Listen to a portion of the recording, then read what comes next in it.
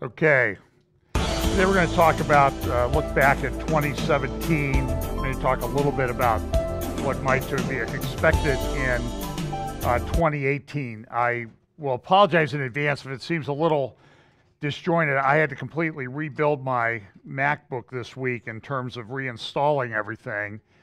And I have a couple of annoying issues where some things aren't working. I don't know if the Mac is dying. It's a few years old. It gets used quite a bit. So I don't know what's going on. There's just like a few little things that I use all the time and they're not working. And it, as my wife will attest, it's frustrating me no end. So pray for my Mac to be healed or whatever, or for a new one to magically appear. Anyway, it was quite a year. As I look back, I went back to just try to pull out some of the highlights, and I started in December, which I've just covered, and I could fill up a whole hour with just what happened in September or December. And then I looked at November, and I could do the same thing with November because I think there were a lot of things from a Bible prophecy standpoint that were very significant. One thing for sure is the world seemed to be very chaotic this year. This was an editorial cartoon in the Financial Times the other day that the world does seem to be on the edge of the cliff and ready to jump. And everybody's seemed to be down there encouraging it along. We do talk about this convergence of events all the time, and there certainly were many, many things that converged. I've used the analogy a number of times that geopolitics is like a giant chessboard. And the way it looked this year is somebody came in and took the chessboard and shook it up, and the pieces are just kind of laying around. Now, part of the problem with the world being a chessboard is the Persians, the Iranians, were the ones who sort of invented chess, and the Russians have perfected it in many respects. And so we're at a little bit of a disadvantage when we're dealing with them. It's hard to remember when you think back. It was a year ago today, Barack Obama was still president. And Donald Trump was not, although everybody was already in meltdown. The president has been received a lot of media attention this year, as you may have noticed. This was in the Washington Post this morning. I don't know if this is what they think the president would like to do or what is going on with that was a graphic that was in the editorial section of the Washington Post today as they were talking about what's going to come. It was a year of major wildfires. I don't even have any of those just stunning images, so especially that one where the person was driving down the 405 near Bel Air and the Getty Museum, and the whole hillside was on fire. It's just an absolutely stunning things. And the thing that came about this a lot was you kept hearing the word unprecedented. This is unprecedented, unprecedented. And even some are saying that, I mean, it's cold out there. I don't know if you noticed that this morning. It is cold. I mean, I went out yesterday to get some gas, and I had to use, look, I'm a fan of global warming. I'm all for it. If I'm having trouble booking a tea time in January, I'm in Ohio, I'm cool with that, okay? Give me that annoyance. But yesterday I had to break out we have a snowblower, and we had a big storm. Remember, we had that 30 inches or so a few years ago. So I went out and bought a snowblower. Well, we hadn't started it up for over 2 years because it just hasn't snowed that much in Ohio, which I'm fine with. And I worked out a deal with when my neighbor saw it. He goes, I'll tell you what, I'll buy the gas and maintain it if I get to use it, and I'll do your driveway when I'm doing it. And it's great because, I mean, he goes out and he does, but it's like takes like 5 minutes to do my driveway now as opposed to 2 or 3 hours. So he got to use it for the first time yesterday. But I'm all for global warming. But we live in a very chaotic world, and I don't think that it changes. So if you want an outlook for 2018, I would say more of the same. And there's a biblical precedent for that, in that the Jewish prophecy is pattern, and patterns repeat themselves. So if you want to understand what's going to happen before the second coming of Christ, figure out what's going to happen or what happened at or before the first coming of Christ.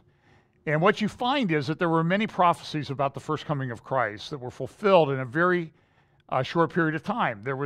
We know the 400 years of silence. We call them the 400 years of silence, although this certainly wasn't silent. There were some significant things that happened in Israel at that time.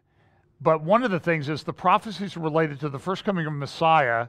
If you take all of them, what you will find is that up until the last week, what we call the Passion Week of Jesus' life, about 40% of the prophecies related to the first coming of Messiah were fulfilled in that roughly 33-year period.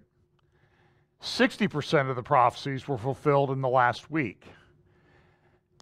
Prophecies related to the second coming of Christ will undoubtedly be fulfilled in the same way. There will be a gap, a period of time where there's not that much happening, and then there will be some fulfilled, and then there will be, if you will, an explosion, this rapid acceleration. We talk about convergence of all these things happening. And that's what's going to happen at the second coming. And I think we see that.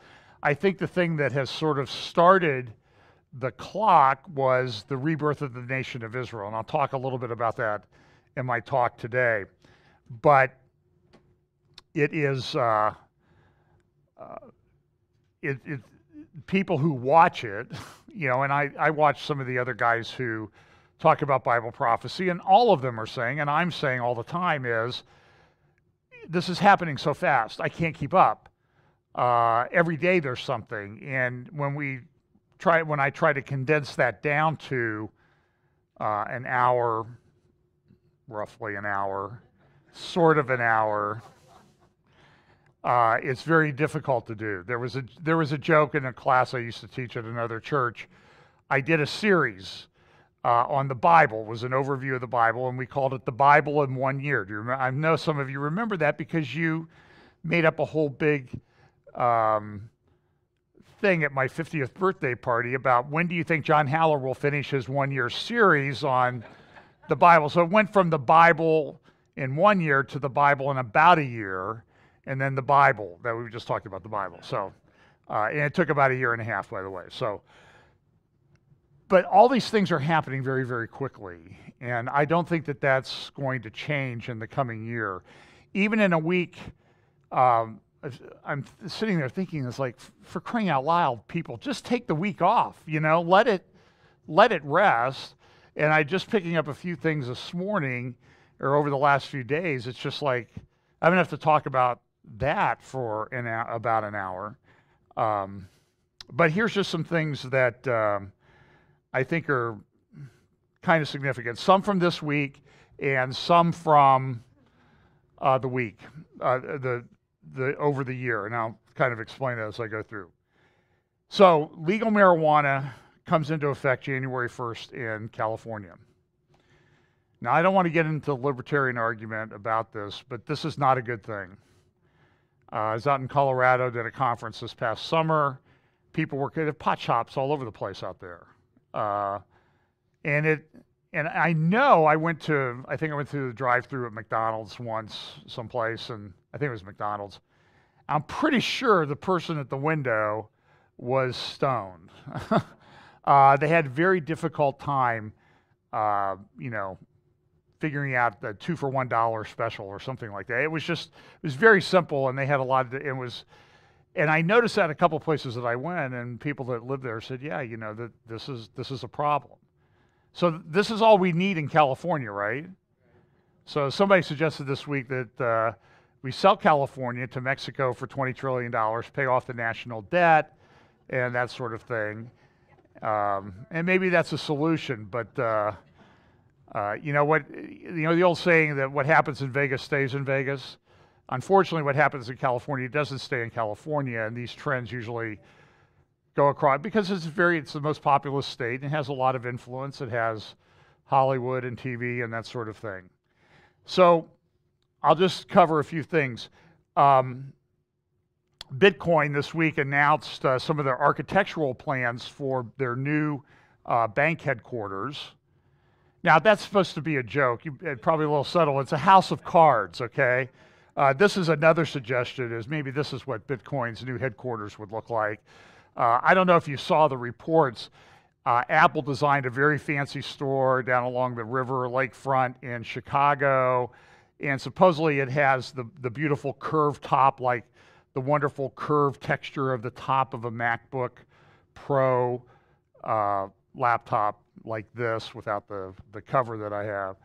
And what's happening is it gets cold in Chicago. And when it gets cold, what? It snows. And when it snows, snow gets on the roof. And so the roof is curved. There's no gutter. So what's happening?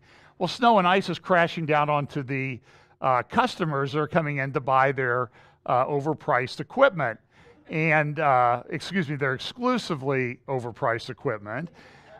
And so everybody's like, why did they design it this way? I mean, can you imagine if they put a store like that in Erie, Pennsylvania, where they had, they have 60 inches of snow this week in a couple days? And another one, which is what? It was unprecedented. This is what they said. But, you know, this week, Bitcoin kind of took a dive. In a couple days, it's been going up. And to be honest with you, I make no predictions as to what's going to happen with Bitcoin or anything else. All I can say is one person who I follow for many years on financial stuff is Doug Casey. And Doug's very libertarian. I don't agree with some of his geopolitics and that type of thing. I think he's kind of naive, or as a lot of libertarians have, sort of wishful thinking that if we just don't do anything, everything else in the world will be okay. And that's obviously, I don't think that's true. But he does have some interesting thoughts, like college is a waste of money, I think is one of the points he made in one of his recent articles. And he just said this, that the coming financial crisis, it's a gigantic accident waiting to happen. And he's been saying this for a number of years. And the Fed and other people, bankers in charge of the banking system and financial system, have been, I think, very clever in staving off a financial crisis. But in the meantime, what they've done is they've created a number of bubbles. And I do think Bitcoin is a bit of a bubble. Now, we can argue about that. I know people will write to me and say, you don't understand it. But it's like everything else is, Bitcoin really isn't necessarily tied to anything other than people's belief that it's worth something. Just like the paper money in your pocket, the paper's not worth anything.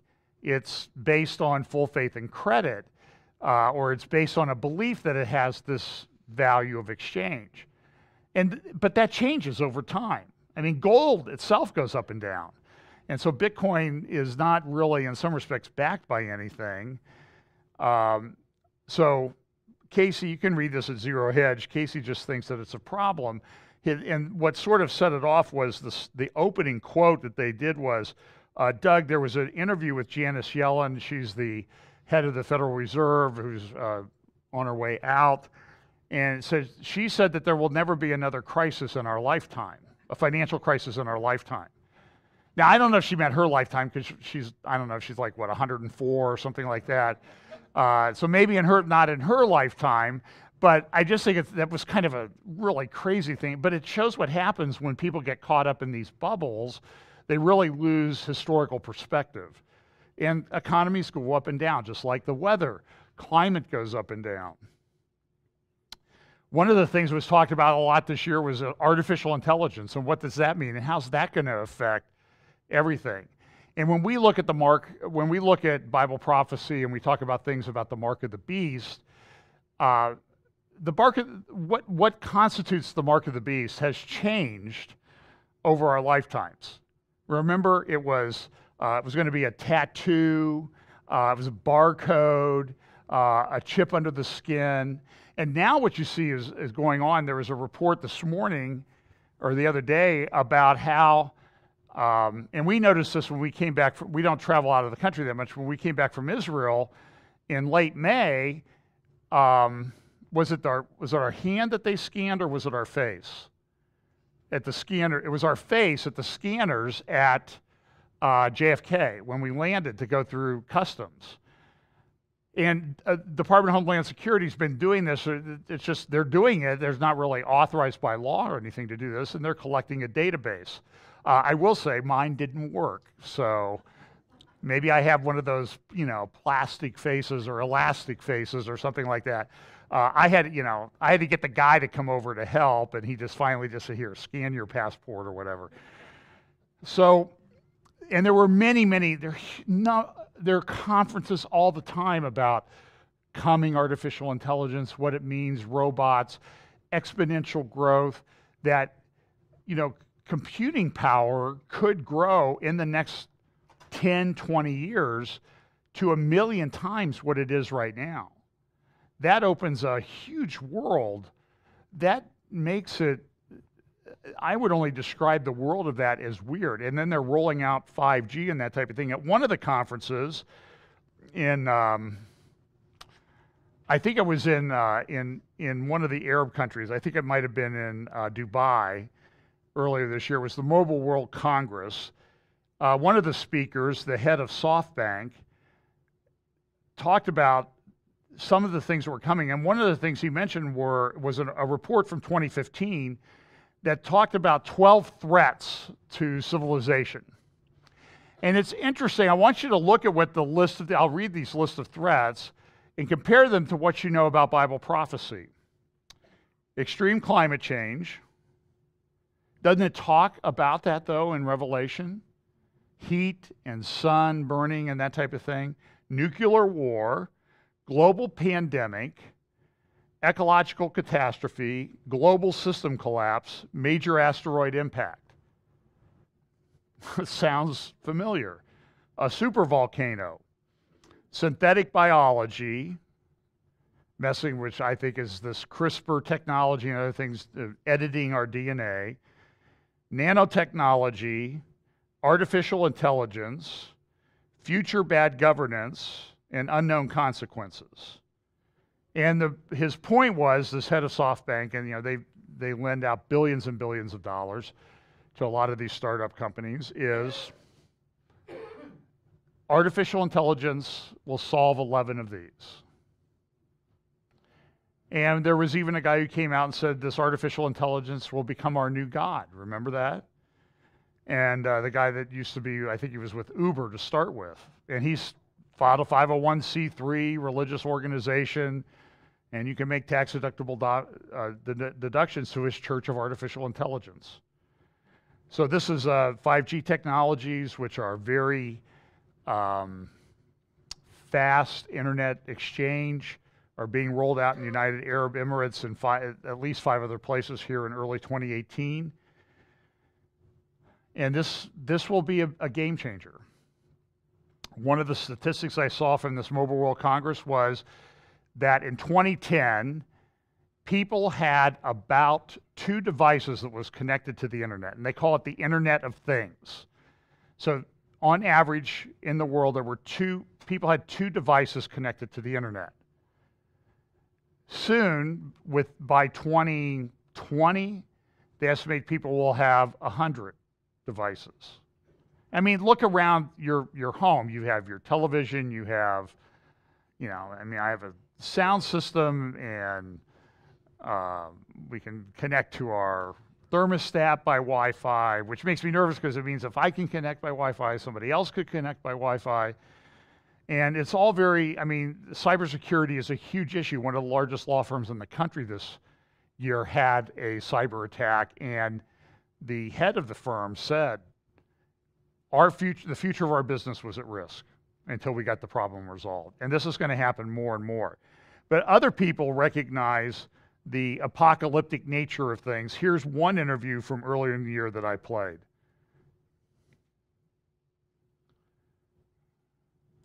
What is your take on the man the president chose to head the Environmental Protection Agency, Scott Pruitt, who, by the way, just last week said he doesn't agree that carbon dioxide is a primary contributor to climate change? And that's a perfect example of the problem that I'm describing in the assault on reason. But again, at some point, a false belief collides with physical reality. We are seeing every night on the television news now a nature hike through the book of Revelation. These climate-related extreme weather events have convinced the vast majority of people that the scientists have been right for a long time. We have to address this. But putting someone in the EPA who denies even the most basic scientific truth about this, you know, the old cliches are, you could say the earth is flat, but it doesn't mean you're going to fall off the edge. And it appears that the former vice president has been consuming more than his fair share of resources of the planet. I'm not judging him. I mean, you know, look, I'm pointing the finger at myself, but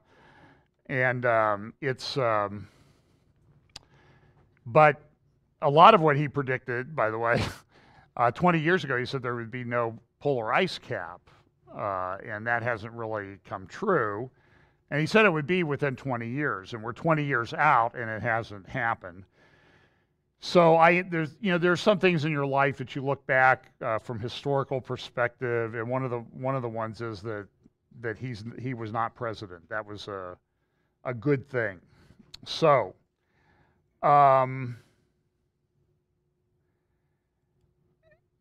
I talk a lot about deception in the church and that type of thing. Here's the modern version of Matthew chapter 7, at least in most modern Bible translations, is judge not. Well, we know that there's a whole context to that. It just says, it doesn't, there's the whole thing about, you know, whatever standard you judge by, you're going to be judged yourself. And I don't have a problem with that. It's a biblical concept, but a lot of people just say, judge not. Judge not. Don't you dare judge me. You judgmental person. You're just such a judgmental, well, aren't you judging me when you call me a judgmental person? And it becomes very difficult for them to respond to that. So it's just, this is what's quoted all the time. I won't go in today, but the meltdown, theological, biblical meltdown in evangelicalism accelerated this week, or no, not just this week, this year, at an epic scale. This case was decided again this week in the Oregon Court of Appeals, the Sweet Cakes Bakery case, a couple that did not want to bake a cake for a same-sex wedding. They were found liable. They have to pay their hearing was this week, and they were long decision, 50-some pages, ruled against their claims of you're making us make a cake that says something, you're making us create something, and that's a violation of our First Amendment principles. The Oregon court, which consists of a bunch of weak-minded liberals, and I think I can say that and justify that, just rejected all those arguments out of hand. My suggestion has been, you know, these bakeries and stuff is bake a cake, sell a cake to a couple, but tell them I only bake one kind of wedding cake. And the wedding cake always comes with a male and female person on the top, and it comes with these Bible verses that talk about God's design for marriage. That's the only, if you want to buy that cake, that's the one I make. I'm not going to make another one for you. I'll change the colors, but I'm not going to change the design. You can't force me. And I don't know why they don't do that, but it just hasn't. Well, one of the biggest changes, of course, was a new president here in the United States. And it's interesting, this is the New York Times the other day. The insurgent president is changing unpredictably the U.S. global role. And it is changing. I mean, it is changing rather dramatically and rather quickly, not the least of which was his announcement back on December 6th, which was his announcement that Jerusalem, we're going to recognize Jerusalem as the capital of Israel. We're not going to define the borders of the city of Jerusalem, but we're going to say Jerusalem's the capital of Israel. It's a fact. There's a country called Israel, and they have a capital, and it's in Jerusalem. Well, that has just got everybody all upset geopolitically. Macron from France and all these other people in the world are speaking out against it. The entire United Nations is against it. And when they vote on it, it's really the United States and a few other small countries standing against the world, along with Israel, to say, we think the capital of Israel is Jerusalem. And I went there this year, by the way. We were blessed to be able to go. And I can tell you, I observed the facts on the ground are that the capital of Israel is Jerusalem. It hits you in the face when you stay in Jerusalem. It's clear that you're in Israel, although Google Maps doesn't get it. One day, Brian Schrager and I took a walk around the old city.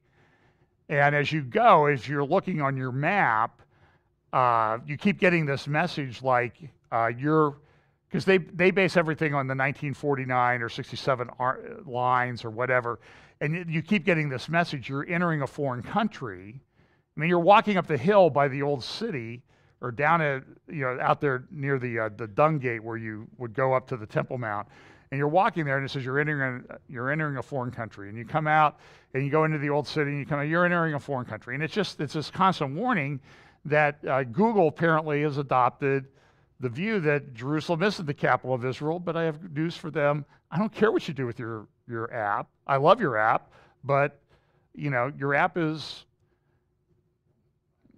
well, I guess the whole thing about artificial intelligence is, part of it is it's only as intelligent as the people who design it. And, so stupid people can, intelligence is scale. And so, artificial intelligence, where's it going to fall on that scale? And everybody assumes, oh, we designed it, it's just going to be fantastic. So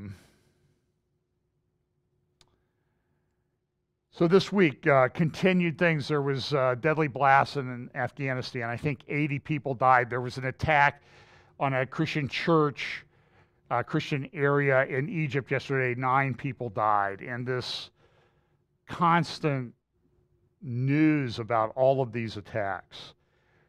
General Robert Neller, who's the head of the U.S. Marines, said this week, I hope I'm wrong, but there's a war coming. You're in a fight here, an informational fight, a political fight by your presence. He was talking to his Marines, and he was telling them, you need to get ready because I think we're going to war. Now, whether he was just speaking as sort of, getting his troops to organize, it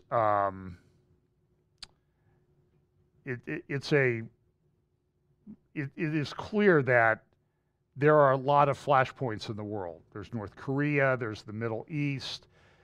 The situation in Africa in different parts of Africa is just Zimbabwe, South Africa, the Republic of the Congo, Libya. There's just these flashpoints everywhere. I saw an interesting statistic, and I'm not sure that this is accurate. And I just read it quickly, and I meant to go back to it and didn't have time. But it said that in all of the wars of human history, up until the beginning of the 20th century, 40 million people died. Now, I'm not sure that's accurate because the Muslim invasions of India killed somewhere around 80 to 100 million, maybe as high as 200 million people. But I think the more accurate thing would say is that all of the wars of human history up until 1900 killed about the same amount of people that were killed just in the 20th century, which was about 230 million died in wars and conflicts. That's a pretty stunning thing. That is, I think, apocalyptic because Jesus said there'll be wars, rumors of wars, and that sort of thing. And starting with the First World War, up through the close of the 20th century, over 200 million people on this planet died in wars, let alone all the ones that died from the flu pandemic back right after World War I. That's not even including those. So this is what I think we should expect. I mean, Jesus told us that it would be like a woman travailing in birth. There's these things, I've never given birth. Close as I came is I passed a kidney stone once. I hear it's the same thing or it's worse. I don't want to get into an argument about it. It was bad. And the pains got closer and closer together as, it got ready to exit. And it's the same thing that's going to be as we get closer to the Lord's return, we're going to see more and more of these wars. One of the things that's happening right now is the situation on the north of Israel, along the northern border, Lebanon and the Golan Heights.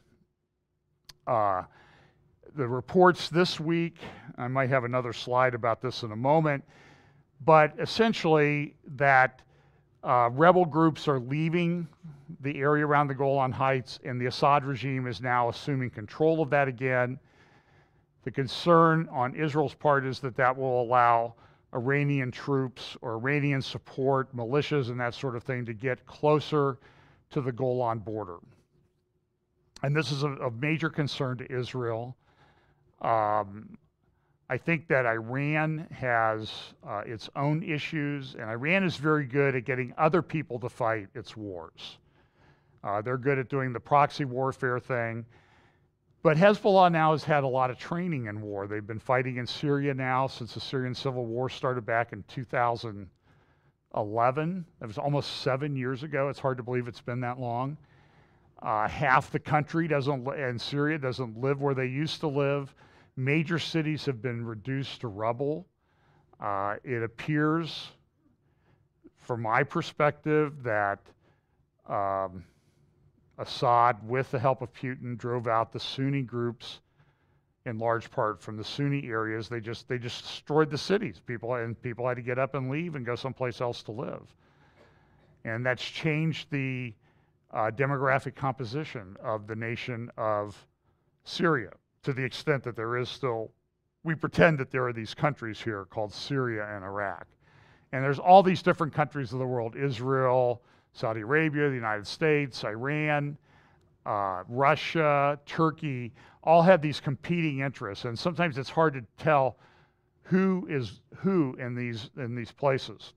One of the important players, though, in this relationship, and we talk a lot about Ezekiel 38 and 39, and a coalition of countries that will come against Israel in the last days. And we certainly know, a lot of us think that Russia is part of that coalition, Iran and Turkey are parts of that coalition, and of course, the areas of what today would be Sudan and Libya. And we've seen all of those pieces start to come together. And one of the biggest ones of these was Turkey coming into this coalition, even though Turkey is a Sunni Islam, and Iran is Shia. If it involves going against Israel, they'll be on board with each other. And Putin has had major problems with Islamic groups in his country. The Islamic population of Russia continues to grow. There were some reports I think it was in Foreign Policy and some other intelligence journals, that the Muslim population of Moscow is approaching 25%. And that the Muslim population of the Russian army is at a similar growing at the same time. And so Putin has to do some things to try to manage his own Islamic problem within his country. And so that's why he's joined up with Iran and Syria to address the Sunni issue in Syria.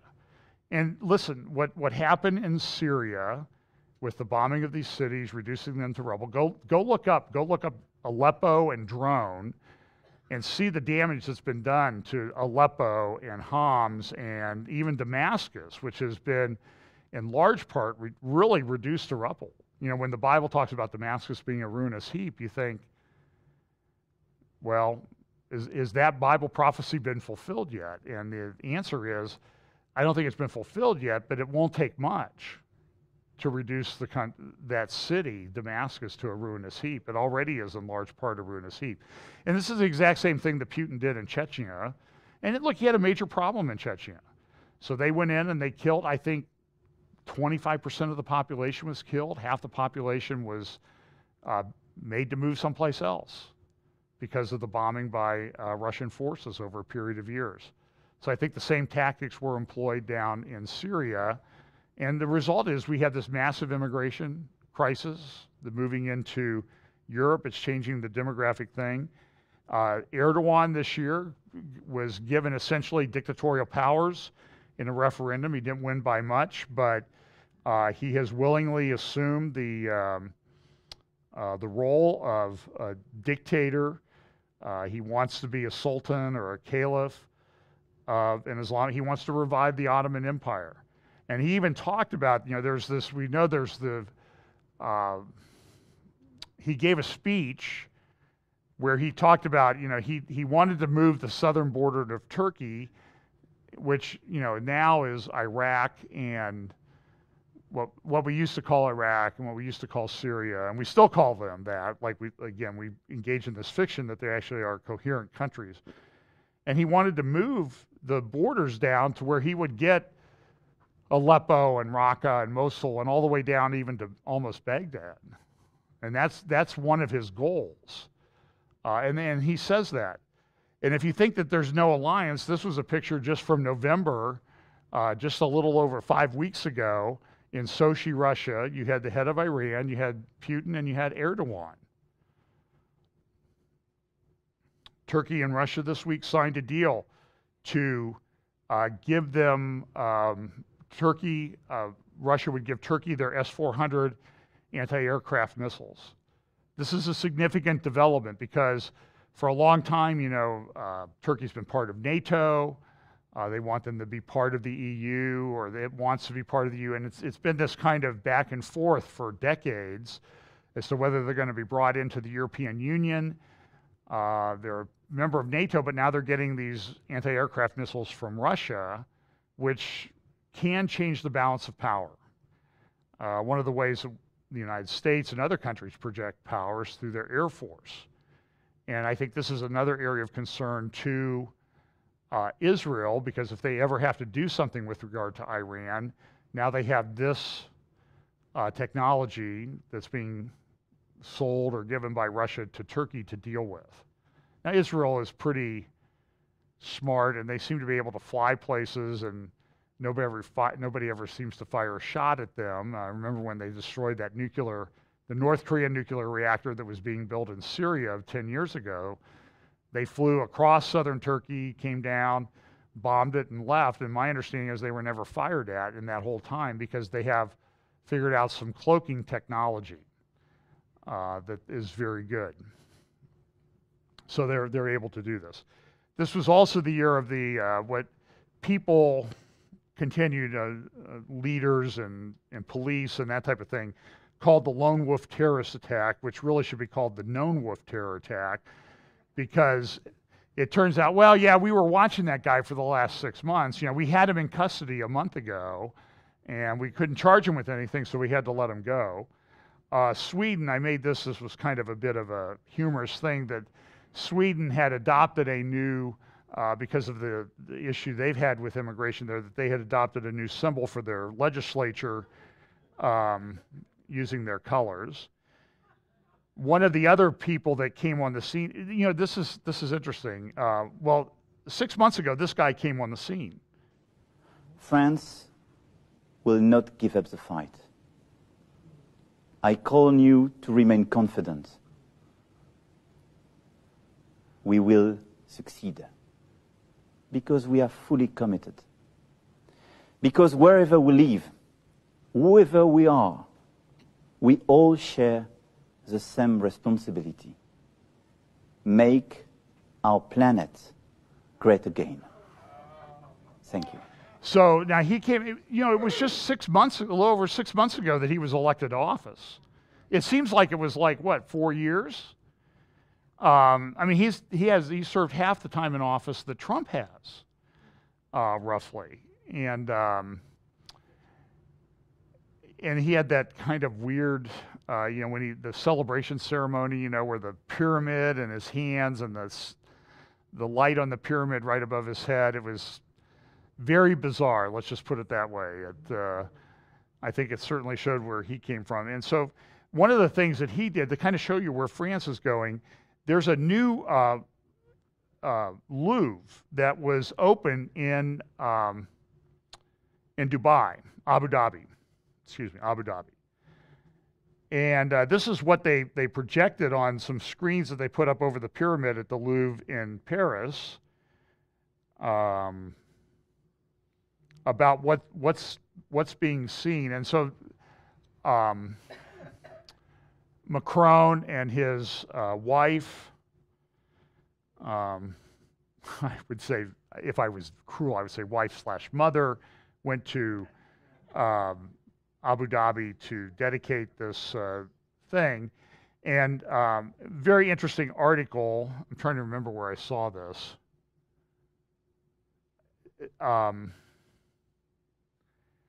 But he talked about, I think I saw it maybe in Gatestone, and he gave this thing about, listen to what he says, this Louvre of the desert and light is that message sent out again to all forms of obscurantism, that message sent out in the bravery you wanted to show in restoring your religion to what it's always done.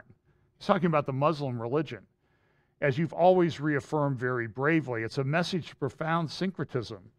Your religion can't be loved here without a reminder that all the great monotheistic religions were born here in this region, that Islam was born out of this palmist, whatever, of cultures and civilizations which ensure our religions and civilizations are intractably linked, and that those who seek to make people believe, wherever in the world it may be, that Islam is built by destroying the other monotheisms are liars and are betraying you.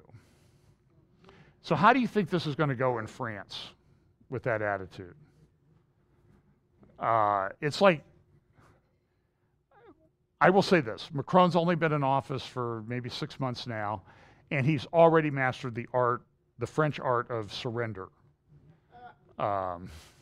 So that's good. China has announced this thing, and Brian Schrager, our friend at Jerusalem Journal, wrote a really good article for the Jerusalem Post about this, the China One Belt, One Road initiative.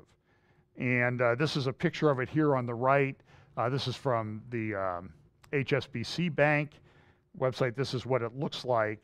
And what China wants to do is they want to establish this link between Asia and Europe. And where does it go through? It goes right through the heart of the Middle East. And what's right in the heart of the Middle East? It's Israel. And so there are all these initiatives that are taking place to do this. And go look up Brian Schrager's article and read about it. And we talked a little bit about it earlier this year as well, that China says this will reshape the 21st century economy. And they're pushing it. Talking about trains and sea and land and natural resources and that type of thing. And Saudi Arabia is kind of building on it with that city that they want to build there along the Red Sea called Neom. And it's interesting. So Pam and I, in May, we went to Israel. And it's the third time we were there.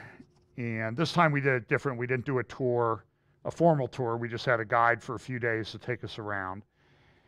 And one of the things, when we were there, President Trump came to town, went to the Wailing, I call it the Wailing Wall. It's really, I think it's more, they prefer you call it the Western Wall. He went to the Western Wall, first U.S. president to do that.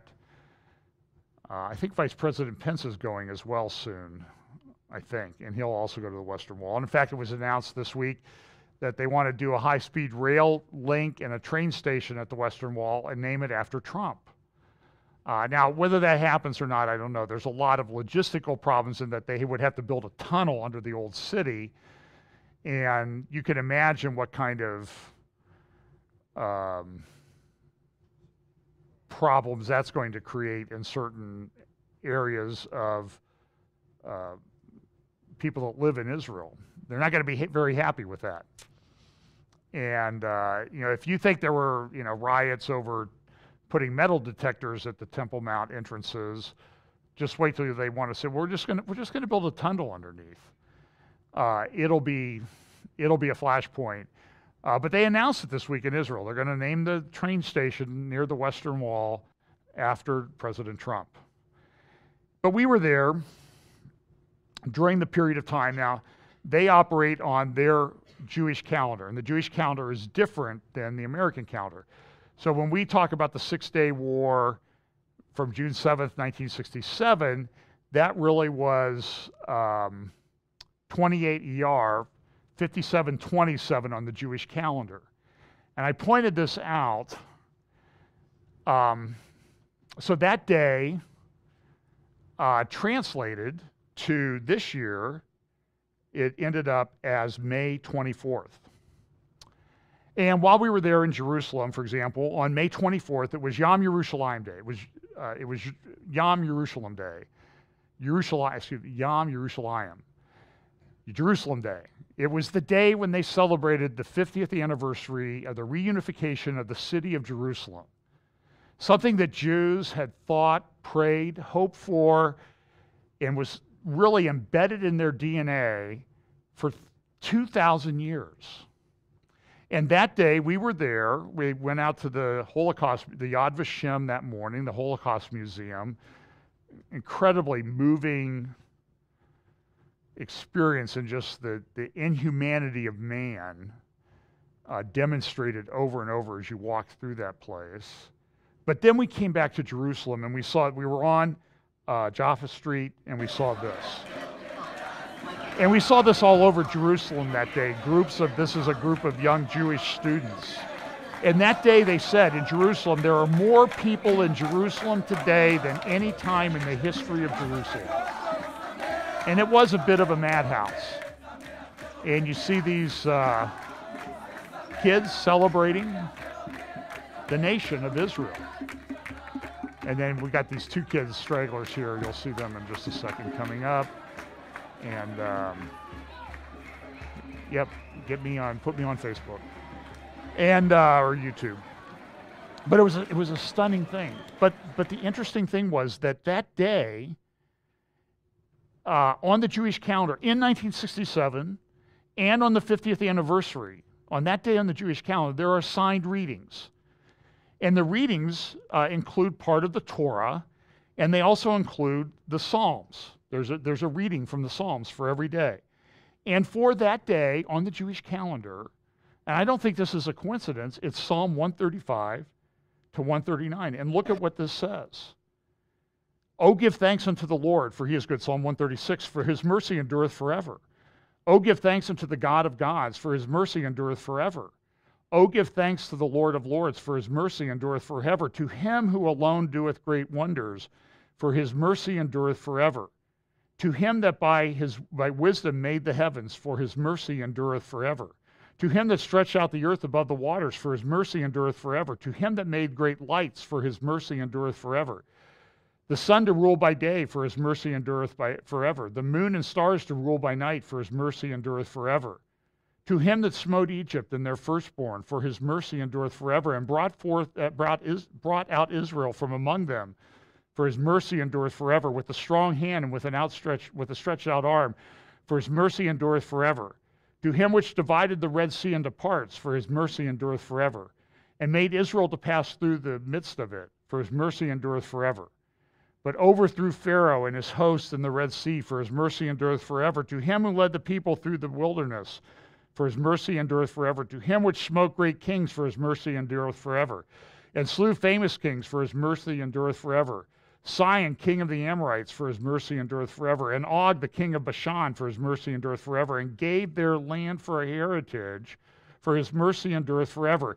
Even a heritage unto Israel his servant, for his mercy endureth forever, who remembered us in our low estate, for his mercy endureth forever, and hath redeemed us from our enemies, for his mercy endureth forever. Who giveth food to all flesh, for his mercy endureth forever. O give thanks unto the God of heaven, for his mercy endureth forever. And so the young men who at yeshiva would have that day read this in the Psalms were celebrating the mercy of God in restoring the nation of Israel. Now, this is not finished, okay? There's plenty of problems in Israel, okay? But we know prophetically God has some things to do. And then in Psalm 137, listen to this. By the rivers of Babylon, there we sat down. Yea, we wept when we remembered Zion. We hanged our harps upon the willows in the midst thereof. For there they that carried us away captive required of us a song. And they that wasted us required of us mirth, saying, Sing us one of the songs of Zion. How shall we sing the Lord's song in a strange land? If I forget thee, O Jerusalem, let my right hand forget her cunning, her dexterity. If I do not remember thee, let my tongue cleave to the roof of my mouth. If I prefer not Jerusalem above my chief joy. Remember, O Lord, the children of Edom in the day of Jerusalem, who said, raise it, even to the foundation thereof. O daughter of Babylon, who art to be destroyed, happy shall he be that rewardeth thee as thou hast served us. Happy shall he be that taketh and dasheth thy little ones against the stones. And one of the places that PM and I we went to Hebron, and we stood on the tell at Hebron, and we looked. You see here,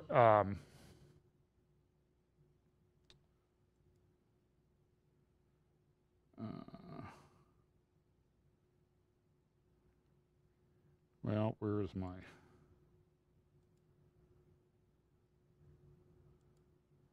See, this is why I don't want... Anyway, over here on the right, you see the building, the big structure sort of in the middle of the right center of the photograph, right middle. That's the cave of Machpelah. And our guide, Joel Kramer, when we were there, we stood on the tell, which is in no man's land. Hebron is the most divided city on the planet. We talk about divided Jerusalem. Nothing compares to Hebron because of the terrorist attacks that have occurred from both sides. They've divided Hebron, and there's a no man's land, and we went to no man's land, and that's where the tell at Hebron is. This is where David ruled over Israel for 7 years. And Joel said, I only have one, and you look and you see the cave of Machpelah where Abraham, Sarah, Isaac, Rebekah, Jacob, and Leah are buried. There is no question about this. The building there was built by Herod 2,000 years ago. The stuff around the top was built, 500 years ago probably or so. But the basic structure there has stood for 2,000 years, which was built 2,000 years after Abraham bought it for a burial place. And you stand there and Joel says, I only have one verse to show you the significance of this place. And early in the morning, we had gone to Mamre, also in Hebron, where there's a Herodian structure, a verified archaeological site, historical site, where Abraham met with Yahweh by the great oaks of Mamre. And you can see the places in the bedrock where the trees had grown. And he said, so at the end, sort of near the end of the day, our time in Hebron, he says, we've been to the cave, we've been to Mamre, and here's the verse. Matthew 1:1. The genealogy of Jesus Christ, the son of Abraham, the son of David. Because where we stood was near where David's palace in Hebron was. And it was great. I mean, this is the cave there, the Herodian structure. Here on the right, you see the little ramp. That was called the seventh step. For 700 years, the Jews were only allowed to go that close to that building. They were not allowed to enter the building. That all changed in 1967 after the war. That we were there when they were celebrating the 50th anniversary of that. And now there's a synagogue up top on the right, and there's a mosque on the left. It's divided. You got to go through security checkpoints on either side, and I walk up a lot of steps for each one of them. But for 700 years, Jews that's as close as they could get. Now, 30-some years ago, there were some people that, there's a entrance down, the cave is below that structure. And they went down to the cave and they found bones. It's a fact. You can find the testimony of one of the people that were there online. I don't think there was anything, any place that I've ever been that impacted me more in terms of Bible prophecy than Hebron, because of the unending conflict between the sons of Jacob and the sons of Esau and Ishmael, which continues to this day. We were there, it was after we were there that UNESCO came out and said, Hebron is a Palestinian site. But things have changed. January 1st last year, I did an update, and I apologize in advance, but I'm just doing historical review. I played this clip, which was a former government official of the United States defending the United States failure to veto Resolution 2334, which called for a Palestinian, well, you can read 2334. Whoops. On the ground, violence, terrorism, incitement, settlement expansion, and the seemingly endless occupation. They are combining to destroy hopes for peace on both sides and increasingly cementing an irreversible one-state reality that most people do not actually want. Today, there are a similar number of Jews and Palestinians living between the Jordan River and the Mediterranean Sea. They have a choice. They can choose to live together in one state, or they can separate into two states. But here is a fundamental reality. If the choice is one state, Israel can either be Jewish or democratic. It cannot be both. Now, I question his statistics. Now, there's a new sheriff in town, and in her first press conference at the UN, just a few weeks later, she said this.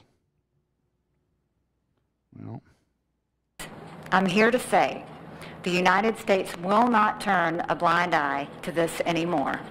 I am here to underscore the ironclad support of the United States for Israel. I'm here to emphasize the United States is determined to stand up to the UN's anti-Israel bias. We will never repeat the terrible mistake of Resolution 2334 and allow one-sided Security Council resolutions to condemn Israel. Instead, we will push for action on the real threats we face in the Middle East.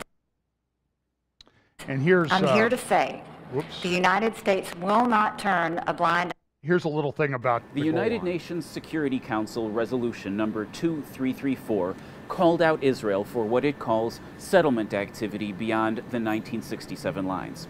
So we took a look at a settlement on the map. This is the Golan Heights. It is home to Jews, Bedouins, Druze, Arabs, and Christians, all living together peacefully and sometimes even working together on some wine spectator-rated vineyards. And over on this side of the border, that's Syria, the portion that's being fought over by Islamic State, that's ISIS, the Bashar Assad regime, and a number of Sunni extremist groups. According to the UN resolution, the Arabs and Jews living together peacefully on this side of the border are in flagrant violation of international law, unless Israel leaves this land, in which case it would go to ISIS. Just to be clear, these are war criminals, and these are the people they're supposed to give land to.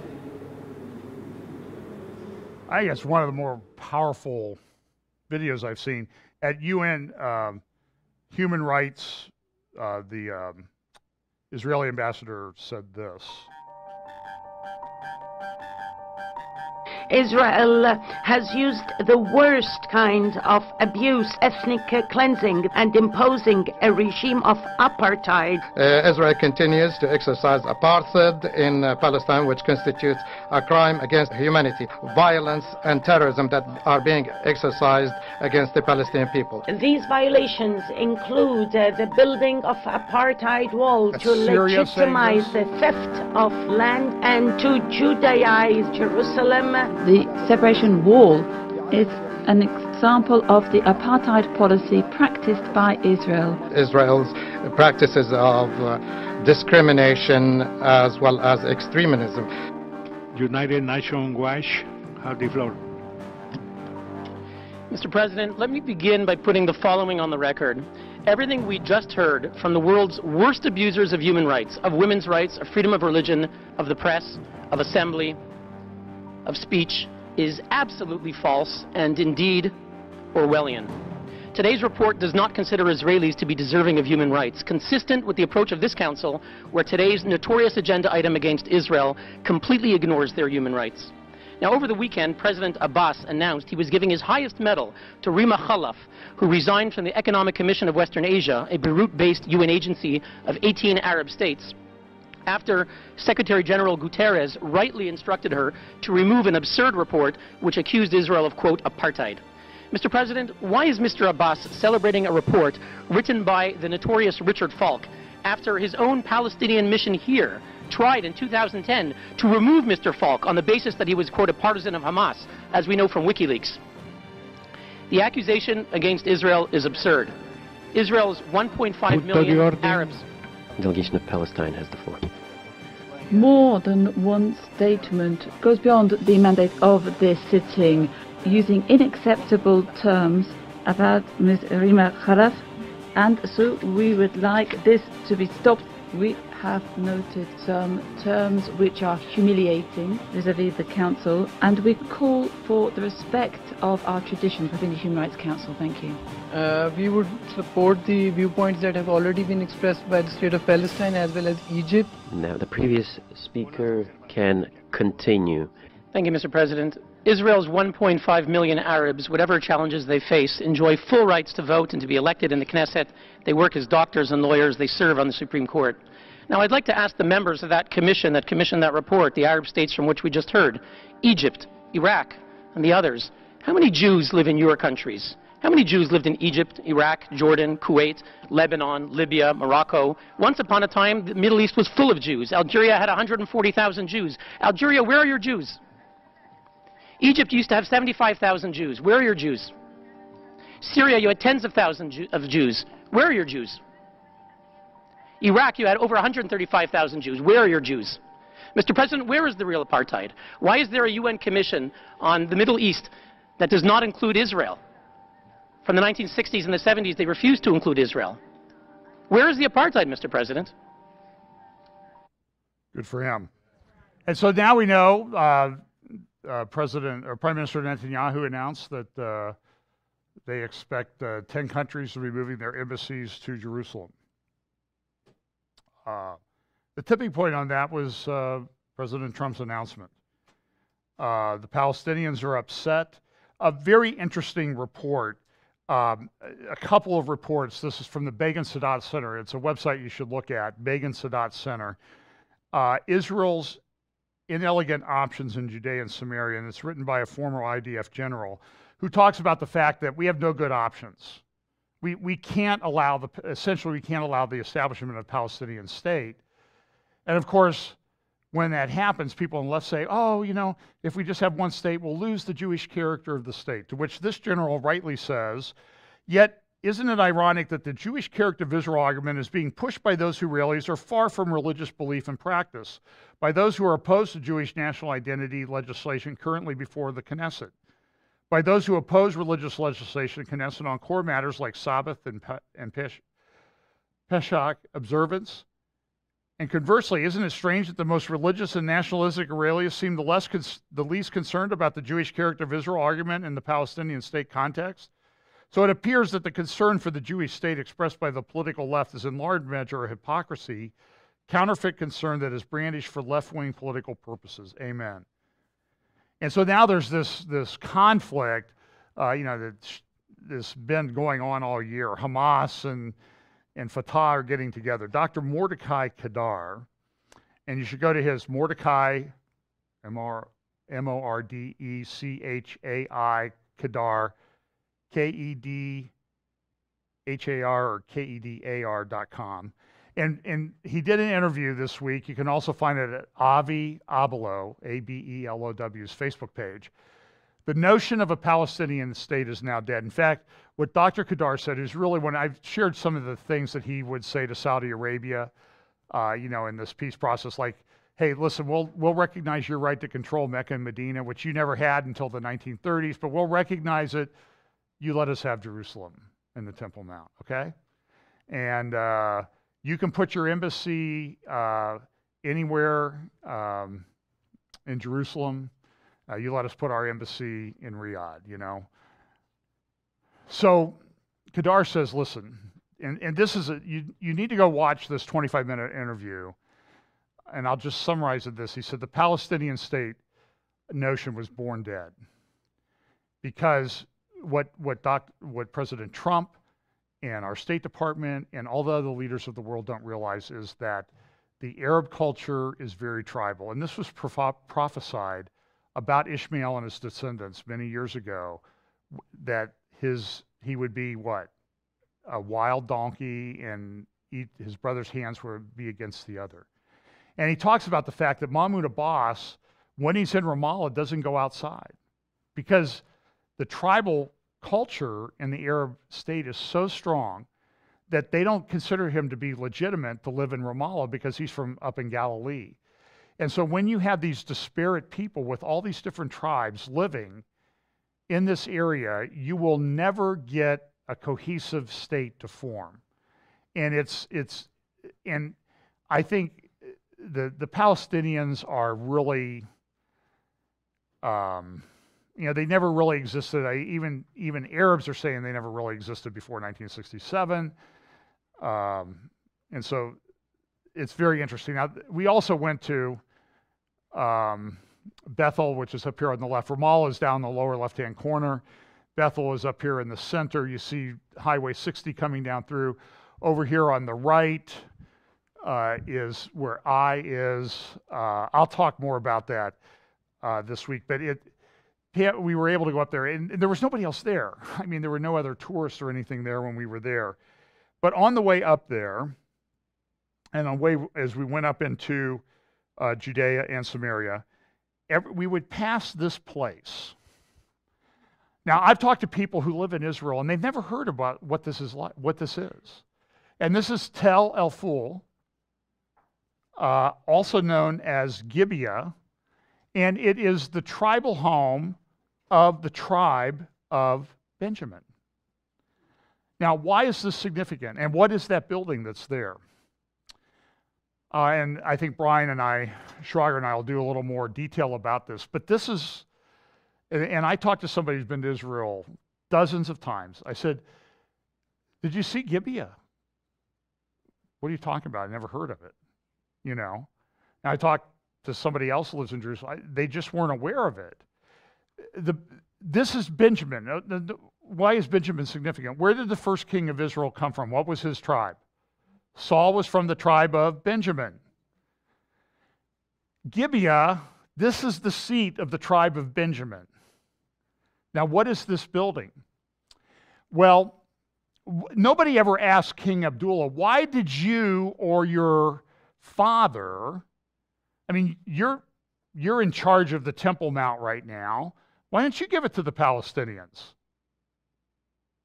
Why didn't King Hussein give what they call the West Bank? Why didn't you give? You controlled it. When Israel won the 67 war, they didn't beat the Palestinians. There was no Palestine. They beat Jordan and they beat Egypt and Syria. There was no Palestine. And King Hussein, from the time he came to power, after his father or grandfather was assassinated on the Temple Mount, he never gave it to the Palestinians. King Abdullah, you never gave it to the Palestinians. Iraq, you have laws against the Palestinians. Jordan, you keep these people in these squalor in refugee camps 70 years after the Arab-Israeli War of 1948-49. But what's this building? This building, and it's very prominent. You go up there, you can see from Tel Aviv to the Dead Sea, from Ramallah to Jericho. You can see the whole area from up there. It's a very high, prominent point. King Hussein went up there when they controlled this area after the 48 war, and he was building his palace there. Then the 67 war happened, and the palace has stood unfinished for 50 years. Now, why did he choose? Do you understand why he chose that area? He chose the area not just because it had a nice view. He chose the area to make a point. This is where the first king of Israel was from. I'm building on his land because I'm in charge. Because this is what happens over there. So right now, let me just finish up real quick. There are Iranian protests going on, these anti-regime protests. I don't know how powerful they are. President Trump tweeted, "Go protesters." This is a big change. This is another big change from Obama. Obama, in 2009, when protests happened, Obama was like, "What are you talking about? Don't know what you're talking about." Why? Because he did everything in his administration to get that Iranian deal. Even the State Department came out with a thing, we support it, and Prime Minister Netanyahu had this to say. Get a load of this. A few days ago, Iran's foreign minister tweeted, "Very happy and peaceful Christmas to all." I wonder what the Christians jailed this month in Iran would think about that tweet. I wonder what Iranian youth would think about that tweet. But sadly, the regime bans Twitter. Except, of course, if you're a high-ranking official. Now imagine you're praying quietly in your home, surrounded by your family, and all of a sudden, armed thugs burst in and drag you away to prison. They torture you merely for practicing your Christian faith. Welcome to Iran. Saying Merry Christmas while jailing Christians in your own country is the height of hypocrisy. If you stand for freedom, share this message. If you stand against hypocrisy, share this message. And above all, say a quiet prayer for our Christian brothers and sisters who are suffering at the hands of this cruel Iranian regime. We stand with you, brothers and sisters. The world stands with you. And so the report, this was just in some of the Israeli press today about U.S. and Israel have reached a plan to counter the Iran agreement. And this is and I'll finish with this. There are concerns that up around Mount Hermon, along the Golan border, that the Iranian regime is advancing on rebel forces there. Exactly how far they've gone, how big of a problem it is, but is of concern because this is part of what Iran is trying to do. Iran is trying to build a pathway for them from Iran to the Mediterranean. And they're building roads today. I mean, right now, in the area of Mosul and along the Euphrates River there, to make this highway, to get them from one place to the other. And this is a major concern of Israel. And how far they'll let it go, I don't know. It does seem to fit within the Ezekiel 38 and 39 scenario. So, and I think the protests that you see, I don't know how far they'll go. You cannot peacefully coexist with that regime. This week, Ayatollah Khomeini, you can check his blog. He's got a blog in English. And he said, Merry Christmas, and a lot of you Christians don't really understand the teachings of Christ very well, which is kind of rich, with dripping with hypocrisy. But he also had a blog at the end of November where he said, the time of the Mahdi is here. Now, I don't believe that Islamic eschatology is inspired. But whether it's inspired or not is they believe it is. And the difference with that type of eschatology is they believe they can bring about the end of the days by doing certain things.